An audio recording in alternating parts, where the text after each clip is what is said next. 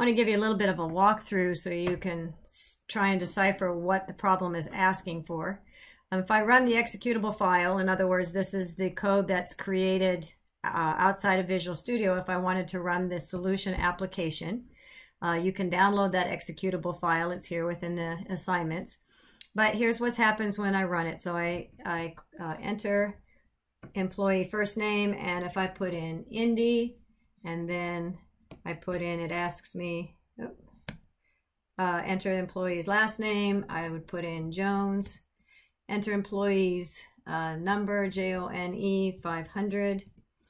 When was Indy hired? Let's say 0101, let's say 1981. Salary amount 75,000. Job description, he's a history teacher. Doesn't matter. There we go. And then his department was anthropology. Anyway, that ANTH. So then this is the output that I get. And so this is what you're expected to do on this assignment. So I know that's a little overwhelming to try and figure all of that out. So that's what this walkthrough's for. And so after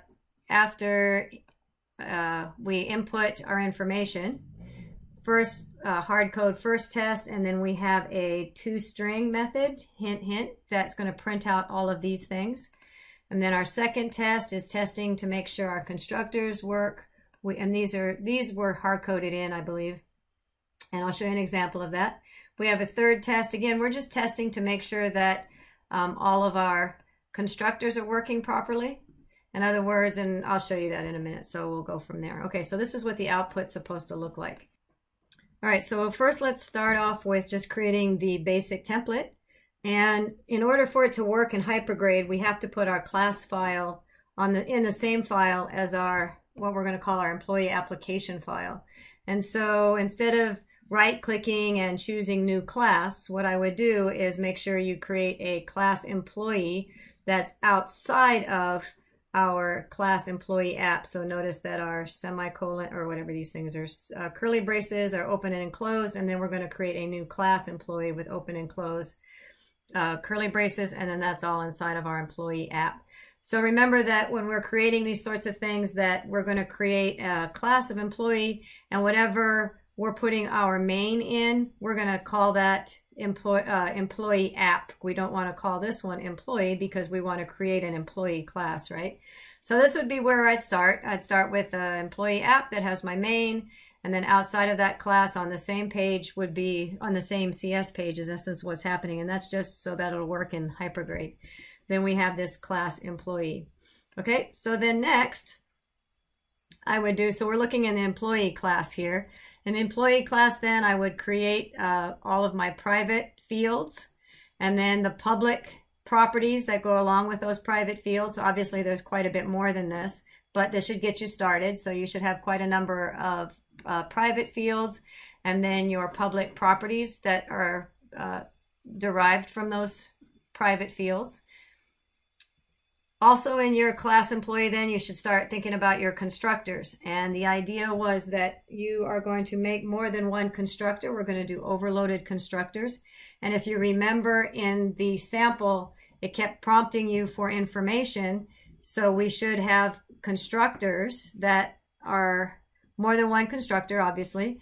Overloaded constructors that allow us to create an employee with a different number of parameters. So think about what other constructors you might need besides the ones I've got started for you here. The next thing we want to think about is in our employee class, what instance methods, in other words, what methods are specific to our employee class that we need to create. And this was one of them. The directions asked you for a method that would return the employee's first name and then their last name. And then it also asked you to do a public override, well, to do the override of the toString. So this is how you set up the override for the toString method. There's more information that needs to be in this return string, but I just got it started for you so you'd kind of have a starting point. So you want to finish this particular toString method with some other properties that are being asked for. Then in our employee app, we want to create a test for all of the constructors. And so what you're seeing is, first we're creating a object, an employee object with no parameter, no arguments being sent to the constructor. Here's one with just the employee number being sent to the constructor.